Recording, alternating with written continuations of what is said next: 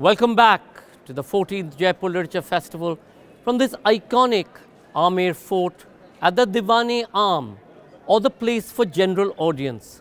Right behind me, the Maharaja used to sit and receive petitions from his citizens from across the state.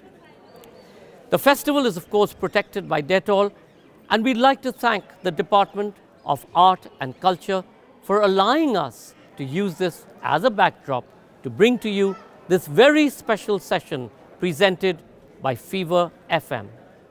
It's our pleasure to present A Matter of Trust, Meenakshi Ahamed, Shyam Saran, Frankie Weissner in conversation with Navdeep Suri.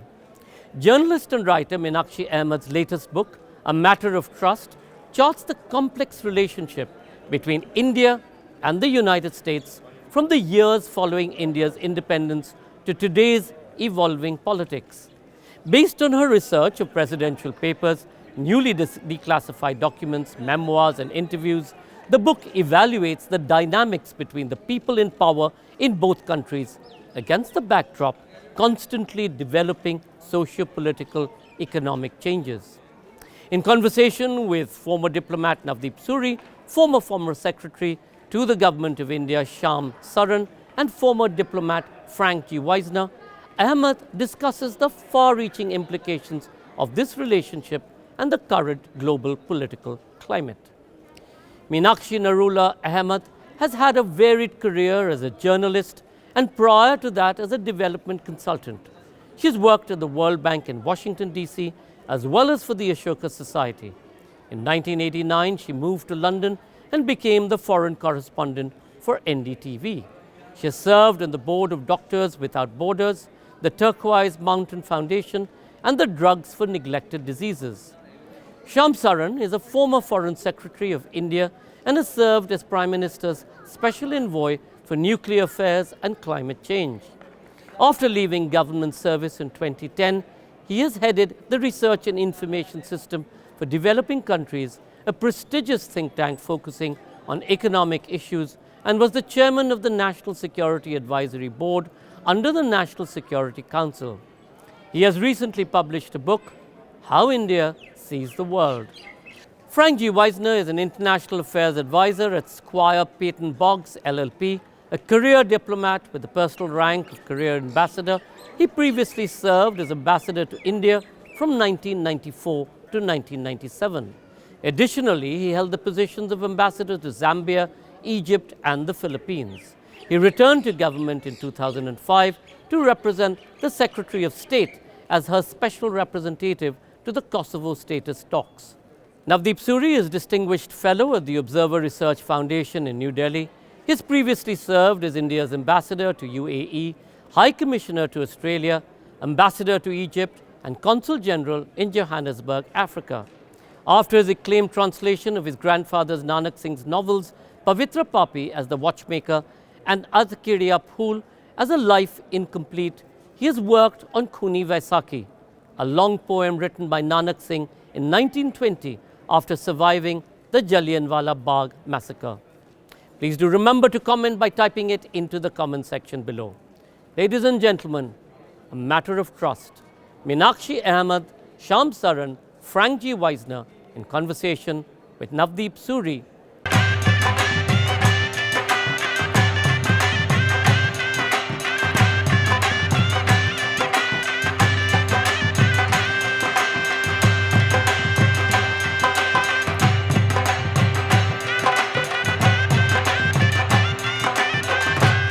Thank you very much, Sanjoy, and it's a pleasure to open this discussion with Meenakshi's wonderful book, A Matter of Trust. I must say that I thoroughly enjoyed reading it, and I was actually thinking that it should be a mandatory reading for anyone who is posted to the Indian Embassy in Washington or to any of the consulates. But I wanted to first get an American view from Ambassador Wisner about the book. Ambassador? Navdeep, thank you so much, and I'm delighted to voice my own views. Meenakshi's given us a special treat in her book, A Matter of Trust. She's taken us on an important, wide-ranging, and extraordinarily readable account of the relationship as it evolved over the past 75 years. And she's given it her own special sauce by focusing on the role and personality of leaders on both sides, whom she analyzes with great fluency and with particular verve, and makes a point that all of us need to remember, that world affairs are not solely decided by national interest, by politics, by shifting global circumstances, but the imprint on history of personality is hugely important. She makes it awfully clear to us, and where the book makes a special contribution is that we and India, we, the United States and India, have come at the issue of our relationship from very different assumptions and perspectives. And that continues to be the case today, as she concludes, and that we need to be very careful with each other, be very careful gardeners of our joint enterprise, for we now realize just how important it is in this world in which we need balance to deal with the sharp rise of Chinese power. So as I look back on the pages that Meenakshi has laid out for us, I take a great deal of hope about the future of the relationship, provided we read her tale carefully, follow the course of our disagreements and our agreements, and learn from them so that we don't make mistakes twice. Thank you. Ambassador Saran, any comments from you on the book? Let me offer my very warm congratulations to Meena for really putting forth a most extraordinary book. I think the kind of a scope that it covers, the range of issues that she is able to deal with, really telling the story of India-US relations over the last so many years. And what it brought home to me was that, I have dealt with, Indo-US relations at a rather critical time. But it really brings home to us the fact that there is a certain stream of, India-US relations within which we should locate various events, such as the landmark, Indo-US nuclear deal that I was privileged to be involved in. We always are so much focused on the here and now. And I can tell you that during the negotiations of the Indo-US nuclear deal, one was living literally from day to day, and sometimes on a roller coaster. But I think what her book did for me personally was that many of the things in which I was involved, for the first time, I was able to sort of step back and look at it in that larger perspective. And I think it's so important for diplomats to really have that perspective, that longer term perspective. So kudos to Meena for enabling us to have that perspective. And I think she has brought out things which perhaps we have not known. I mean, going back to some of the archives, looking at unpublished material, and very importantly, talking to the people who were actually involved in the relationship, including myself, but many others as well, both on the American side as well as on the Indian side. So she has used her own rather extensive network to very good effect. So as I said, many congratulations to Meena, and thank you for bringing such an excellent book to us. Thank you. So, Meena, let me start with the title of your book, A Matter of Trust. And you dwell at length on the importance of personal relationships between the leaders, or sometimes the lack of relationship, a warm relationship, say the antipathy between Mrs. Indira Gandhi and President Richard Nixon, or the friendship between President Obama and Prime Minister Manmohan Singh. More lately, the relationship between President Trump and Prime Minister Modi. And when I was reading that, you make a very persuasive case, but then we know that beyond the White House and the State Department, you've got the CIA and you've got the Pentagon and you've got the Congress and other actors in the decision-making process. I'm also not sure what extent the personal relationships themselves are. Is there genuine warmth, or is it a transactional relationship where each leader is really acting on the basis of his or her understanding of their national interest? So how do you frame this this discussion on personal relationship and their importance? Well, first, I'd just like to say that it's a privilege to be here with so many esteemed authors. So to the Jaipur Literary Festival, I'd like to say thank you. I've come there, as a sort of person in the audience. So it's just incredible that I can be on stage. And I'm really humbled to share the stage with Ambassador Wisner and Foreign Secretary Saran, who they don't just write about history. I have Ambassador Saran's book here as a guide, but they make history. All three of you actually are making history. I write about you. So for me, this is, I'm completely humbled to be, with you on this stage. I know I have pestered both Ambassador Weissner and Secretary Saran interminably, I think, when I was writing the book. Asking them questions about, what I was writing about. And if you brought up the nuclear deal, and I'll get to the question that you asked, which is very important, Navdeep, but I just wanted to say that what Shyam brought up, on the nuclear deal, it really was the central turning point, and it leads to your question of the whole relationship. That is where it sat. And if you read that chapter, it was almost like a thriller. There were so many times, because the mutual suspicion between the two countries had built up over so many years. And that is why my title, which is what you bring up, A Matter of Trust, it was all about building up trust between the two entities. And how they did it is how that whole relationship changed. And Shyam told me the story, as did Steve Hadley, that there were so many times that this whole thing just went down the tank. It almost just sank. And they had to literally revive it and lift it out.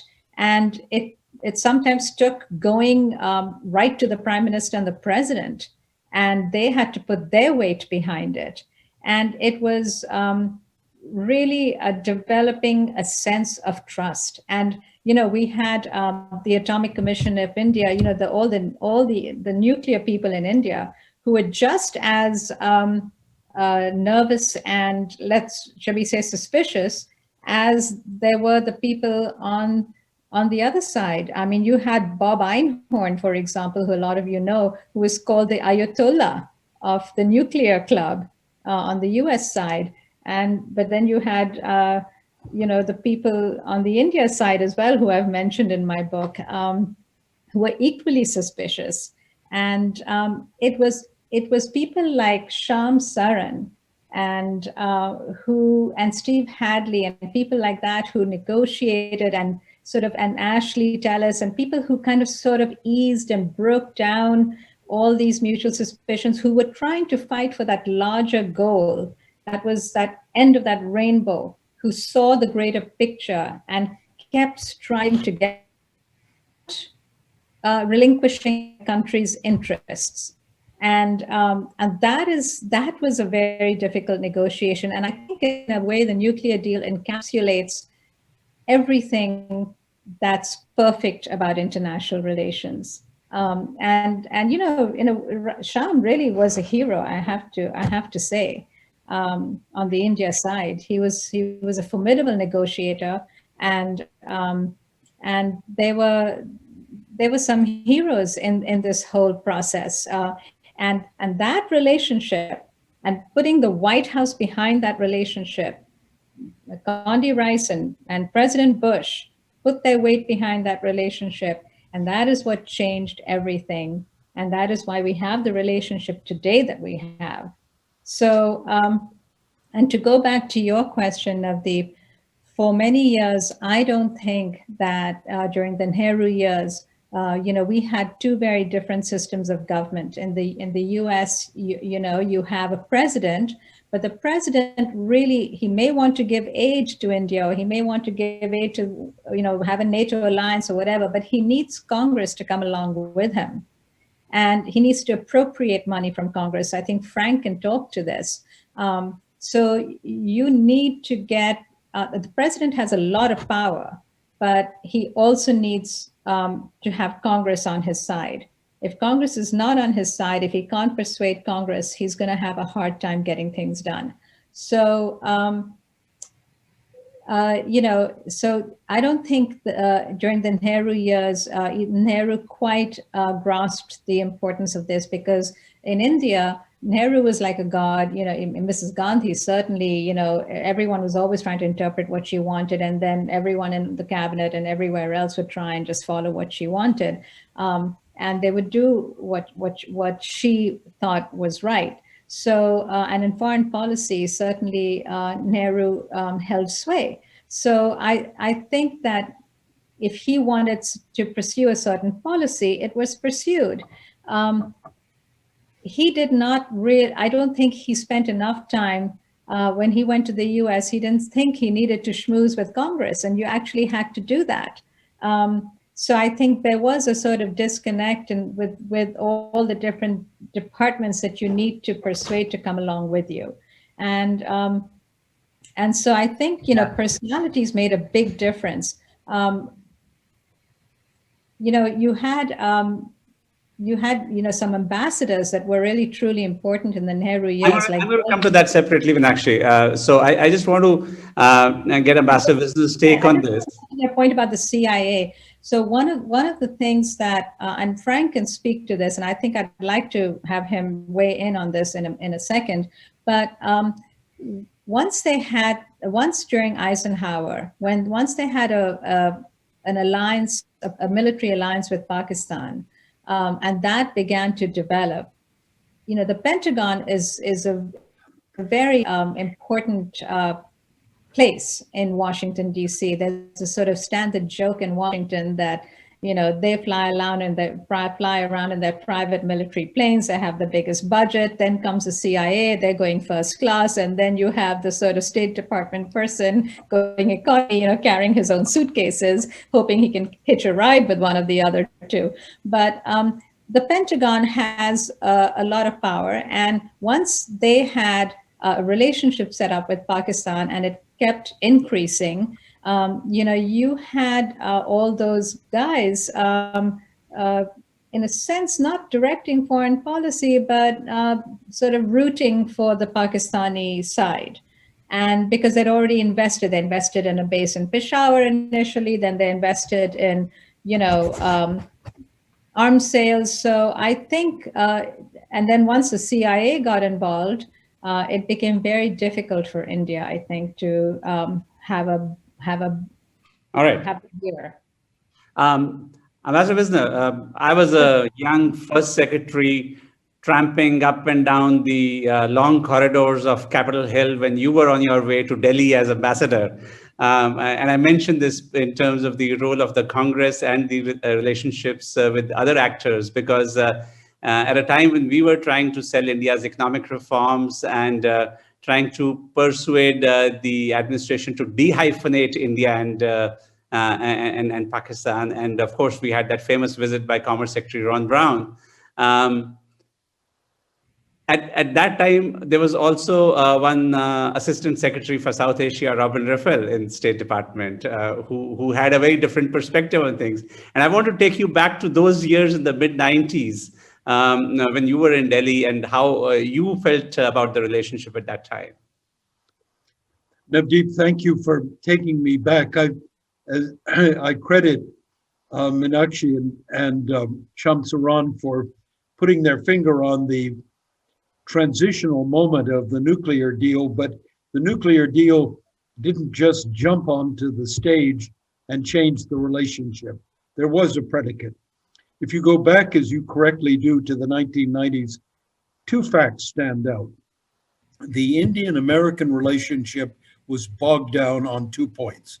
One was non-proliferation, the stern opposition of the United States to the acquisition of a nuclear capability by India, and the United States' decision to try to maintain a degree of balance between India and Pakistan.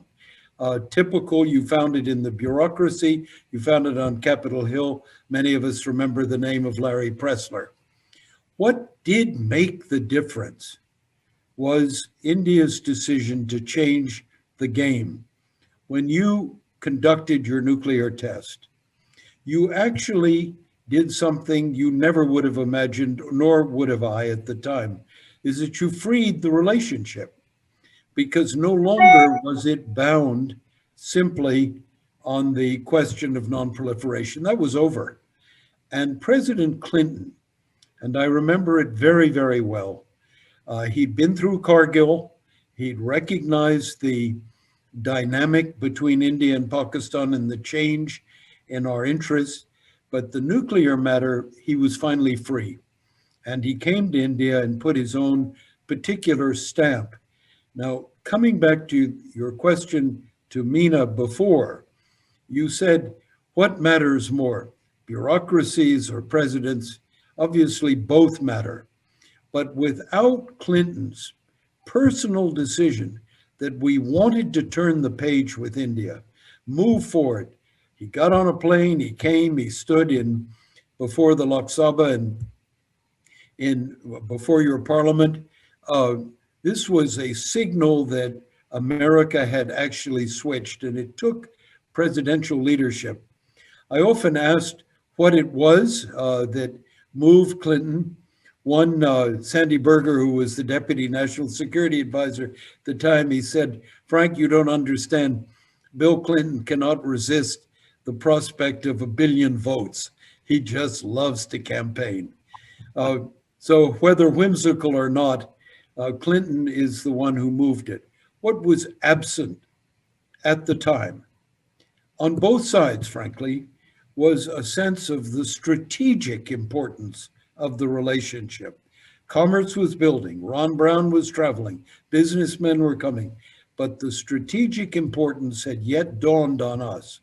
And that's what makes the relationship different today, is the rise of China's power imposes a discipline on both of us that has fundamentally changed the relationship and will for years to come. Thank you. Ambassador Saran, there have been several references to the nuclear deal and your own role in it. Meenakshi, in her book, describes you as a brilliant, hawkish negotiator, fully committed to maintaining India's independence and also to the nuclear deal. Would you agree with that description? And would you take us? would you take? Because I haven't heard you being described as hawkish previously, and I think many would. The first time, Navdeep. No, let me say that I'm not quite sure why I should be described as hawkish by my American counterparts.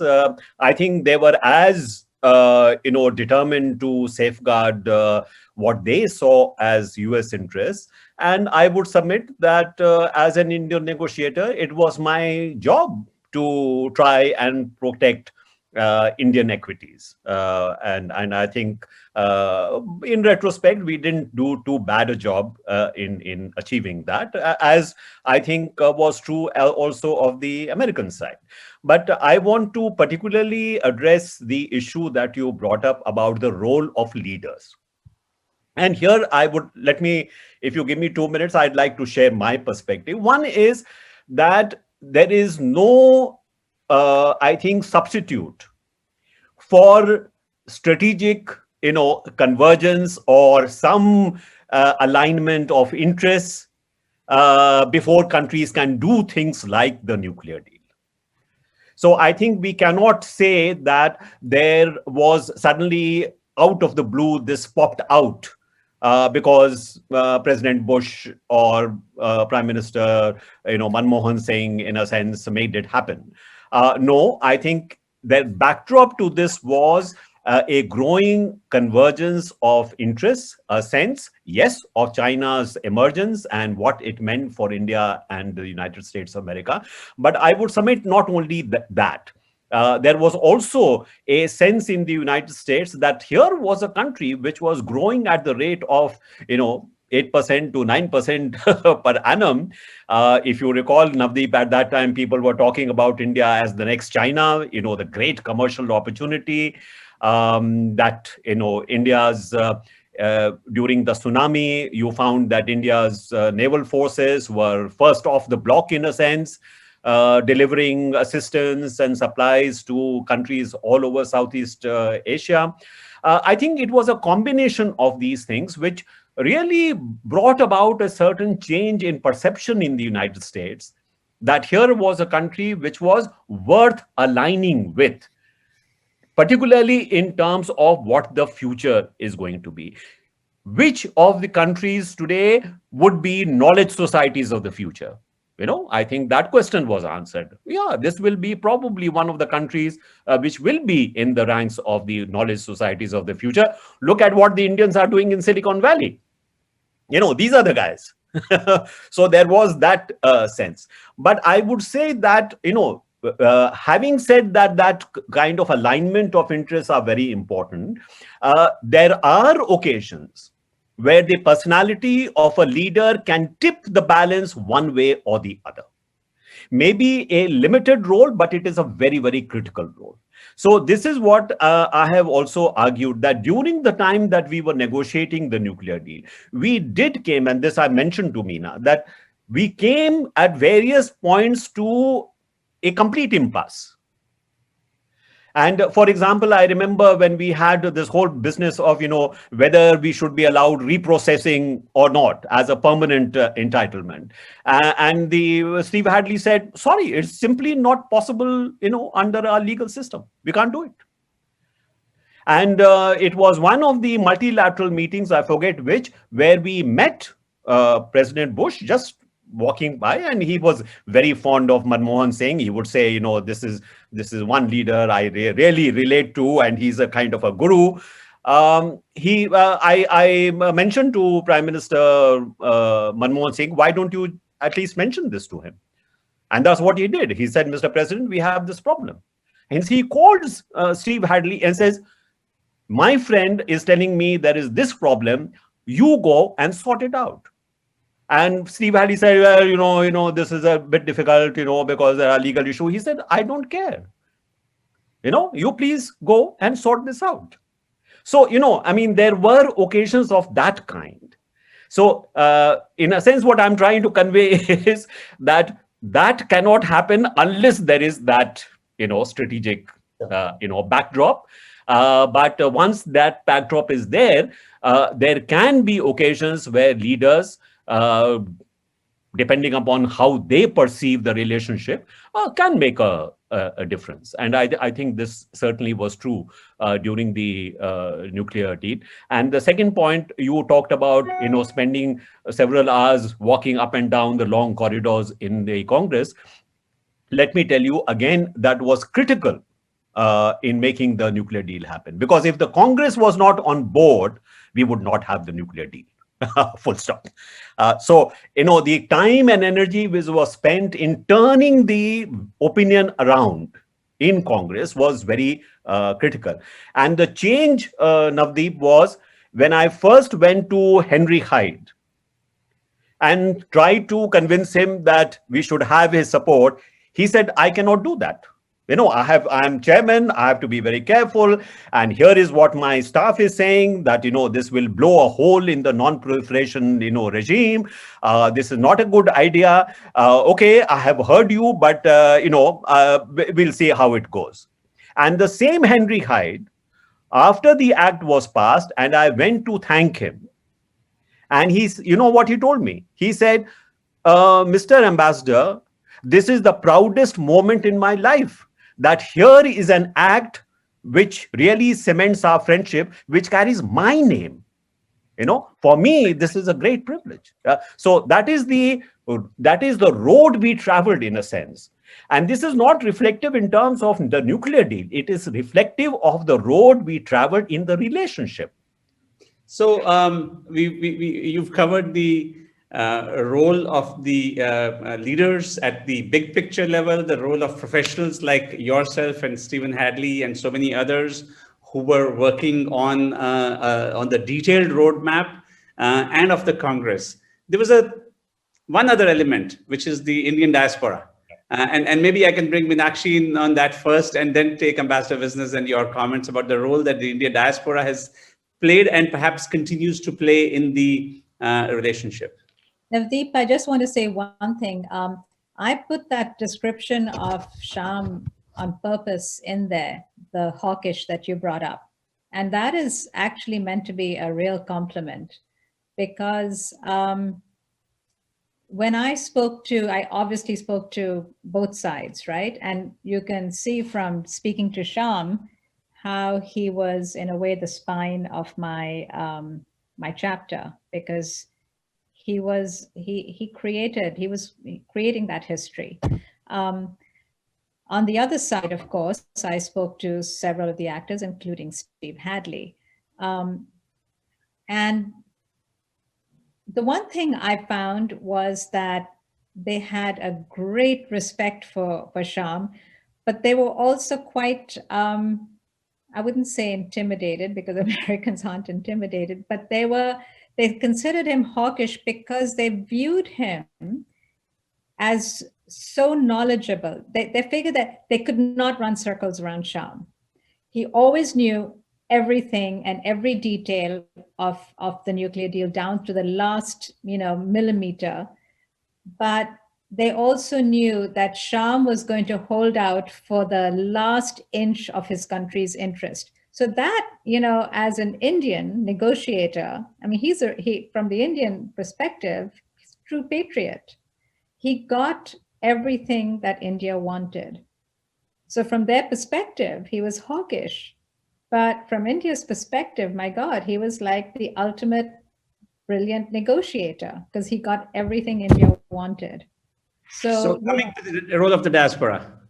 So there you are. That is why it's in there. I just wanted to give that explanation. Sure. I was just being provocative. That's the job of the moderator, right? Well, I wanted to make sure that everyone knew why. Everyone has that. But coming to the role of the Indian American community, Meena, anything you want to add to the role that they've played and continue to play? I think that, if you look at today, Prime Minister Modi is sort of using, he certainly cultivated the American Indians as part of his foreign policy, in the US-India relationship. Just look at the Howdy Modi event, the Madison Square Garden event. He likes to invite, everyone from Steny Hoyer down. I mean, he's invited congressmen and including Trump to the Howdy Modi event to show, as I said in the opening of my book, these are people who love me and they will do what I want. If I tell them to vote for you, they'll vote for you, and now there was that great survey that came out that Milan Vaishnav and the Carnegie Endowment did. With the three people did, and that shows how Indian American voters are voting, which I thought was very interesting. I mean, it was a small sample survey, but I think it was really fascinating insight. They tend to all vote Democratic, most of them, but I think that I think the Indian diaspora has really had a meteoric rise in America. And I think that more and more, people like Pramila Jayapal have been quite outspoken about what's going on in India. So it's a double-edged sword for Modi, because on the one hand, you can cultivate the Indian diaspora, and yes, a certain certain number of the Indian diaspora will certainly support him. They certainly seem to support Modi, even if they don't support Republicans. However, there also are people that are going to look at India and not necessarily go along with all the human rights issues that are taking place in India, like Pramila Jayapal. So you're going to, once you start cultivating them, you're going to get both aspects. So India is going to have to figure out how they want to deal with that. Okay, in the time that I have left, I think I have one question from Ambassador Weissner and one from Ambassador Saran. Ambassador Weissner, in your opinion, the role that the diaspora played post the nuclear tests in doing the damage control, and now in terms of the furthering the nuclear deal, how do you see that evolving? You know, it's a really important question, and it is an evolving question. When I went to India, a very wise colleague or friend who was a longtime observer of Indian-American relations said to me, said, Frank, you know, one of the problems of the relationship in the early 1990s, it's like a ship that has no ballast, and that every time the wind blows, the ship moves from side to side, almost founders, and we are back in some crisis mode or another. He said, this will only change when we get ballast. And so when I look at the history of the modern American-Indian relationship, it has been the acquisition of ballast, of which the Indian-American community is a key element. Commerce and trade is an element. Financial connections are an element. Defense cooperation are an element. Strategic cooperation is an element. All of these have added to a certain weight in the relationship. But the Indian-American diaspora relationship is one that in my lifetime has changed significantly. When I first went to India, I remember visiting a number of communities, and they were very discreet and low and very polite. But this began to change during the 1990s. As Indians surged forward elsewhere in American life, so they put their foot down in terms of the relationship. By the time we got to the nuclear deal, there were very strong voices coming out of the Indian American community that this is part of a relationship they wanted. And they were already significant political contributors as well as influential members of their communities and increasingly present in our political life. Now today, we not only have our vice president, but look at the prevalence of Indians on virtually any television screen you want to put on. Look at the composition of our Congress, our state and local governments, in our medical and professional technology communities, literary and intellectual communities. Indians are literally everywhere, and they are not just in numbers important or in their political contributions, but in their overall impact. So I suspect that when I look to the future, to the stabilizers in my analogy of a ship in rough waters, the diaspora is going to be a really key factor in keeping this relationship headed in the right direction. Thank you. Ambassador Saran. Sorry. Another reason is because 61% of the people, Indian Americans here, were born in India. So, as long as, and migration is, H-1B visas, about, 75% of them are given to Indians. So as long as the increase in Indian Americans is due to immigration, and you keep, and the number of Indian-born Indian Americans is that high, you're going to have people who live here deeply interested in what's going on in India. it's the second generation that tends to lose interest, but people who are born in India are always going to be interested in what's going on in India. That's probably quite high, 61%. Absolutely. Ambassador, Meenakshi makes a very interesting point somewhere in the book that the relationship, and I think she's quoting somebody, that the relationship is a bit Dickensian. It kind of fluctuates between great expectations and hard times. And so and so you've seen the kind of volatility from one administration to another, from a change in government in India to a change in administration in DC. We were on a bit of a high in terms of the last few years, and now we've got the Biden administration come in.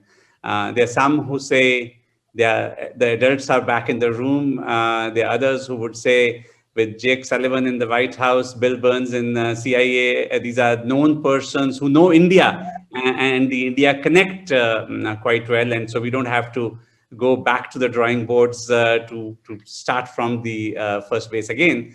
And yet, there are also those other concerns that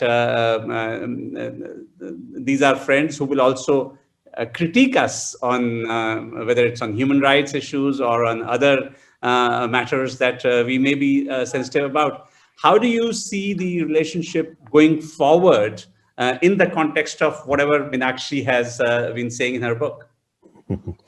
So you spoke about the sort of oscillation in the relationship. Let me put it to you that the oscillation has become somewhat narrower. Not that we have got rid of that oscillation, but perhaps the swings are not as wide as they may have been in the past, and that is a plus point. Second point I would like to make is that as I said, leaders can't do very much unless you have that strategic underpinning. So the good news is that the strategic underpinning has not really changed very much over the last few years, despite the fact that there has been a change of government in India, there has been change of administration in the United States, but that basic underlay of looking at the future, how important it is for the two countries to work together in terms of maintaining a certain balance in a very dramatically changing geopolitical landscape, I think that is here to stay. It could be complicated by, for example, the issues of human rights, some of the actions taken by the government in India. To those who think that will not matter, I would say they will matter. So if somebody believes that because the strategic, sort of logic is so strong, we need not worry about this, I think you should worry about this. So I'm not one of those who thinks that, that can be put aside, particularly with this administration. So it could have been more transactional with the Trump administration. I suspect that it will not be so transactional anymore with this administration. So this is where, the personality or the perspective of the leader does count. And here I would say that, yes, to a certain extent, it is an advantage to have people who are familiar with India, people who have worked together with India. Bill Burns is somebody who I actually worked with during the latter half of the negotiations on the nuclear deal. These are all very fine professionals and they are very knowledgeable about India. But sometimes being very knowledgeable about India can be a negative rather than a positive. So I think that is why I'm saying that we need to be a little careful on how we see that as an asset. Lastly, I would say that my sense is, and I may be wrong, my sense is that if I see the first declarations by Biden, some of their statements made by his cabinet colleagues, India is not as high on the priority list as it was before. again, as I said, maybe I'm wrong, but I find that the speech that, for example, Biden made at the State Department, which was really laying out his foreign policy, there was not a single mention of India. When you have people who are professionals and who know India, and yet in that speech there is not one reference to India, to me it does indicate not that they were deliberately trying to give a message to India, but I think it reflects the fact that over the last several years, India's strategic heft, in a sense, has diminished. Relatively speaking, it has diminished. And that is a matter of concern going forward. I think we have to work maybe harder in terms of keeping this relationship in good repair than was perhaps necessary in the past. Okay, I'm getting signals that we are almost out of time. Ambassador Wisner, 1 minute, any crystal ball gazing? Yeah, I share Shyam's confidence about the trajectory of the relationship, and it's rooted in strategic necessity. I'm less troubled by the fact that Joe Biden didn't mention India, because I think if you start with the Quad, you look at the China issue, these are all facts that are going to bind us to India and vice versa. But we have to be careful. And the key to managing this relationship is, if you will, being a constant and able gardener, taking out the weeds so that the rest of the garden continues to do well. There are two areas. Shyam has underscored sensitivities on the human rights front, but also trade issues. They have multiplied in recent years in a very damaging manner, undercutting confidence in the American business community, in its prospects in India, as India has acquired a more protectionist outlook. So these two areas can be managed. I am absolutely confident, because I believe in the end, the core pillars of the relationship are so strong. The values of our democracy and the strategic imperative of managing China power. Meenakshi, from Truman to Trump and beyond, 30 seconds, last words. Well, if you take a look at China, what made China so critical in the world? It wasn't that they were exporting some cultural, their culture or anything else. It was really that they had economic strength. So if you look at India's growth prospects, the growth prospects for the next couple of years don't look so rosy. And the other thing that made it very attractive for the US was that it was a vibrant democracy in a landscape that didn't have that many democracies. So, the US looked at it recently, certainly, as an ally, especially against China. So if we erode either of those two things, then I think we dim our sort of value. And I think that we need to make sure that in India that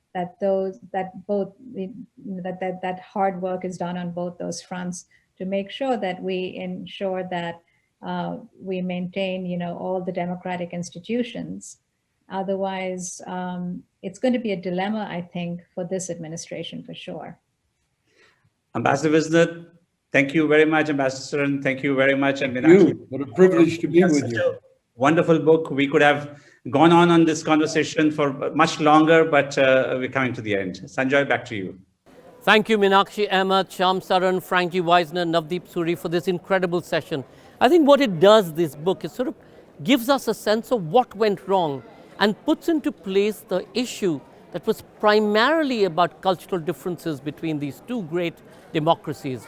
I hope everybody, both in Washington and in India, read this book and make sense of our relationship and take it forward from here on. We thank Fever FM for supporting this session, and of course our celebration partners Diaspora. Like to thank and place on record our deep appreciation to the Department of Culture and Art here in the government of Rajasthan. Thank you all for watching and being such a great audience. Where else would you be able to take in the wonders of the Amer Fort, Jaipur and Rajasthan than here at the Jaipur Literature Festival? Do remember to stay logged on. You can watch sessions either the front lawn or the Darbar Hall.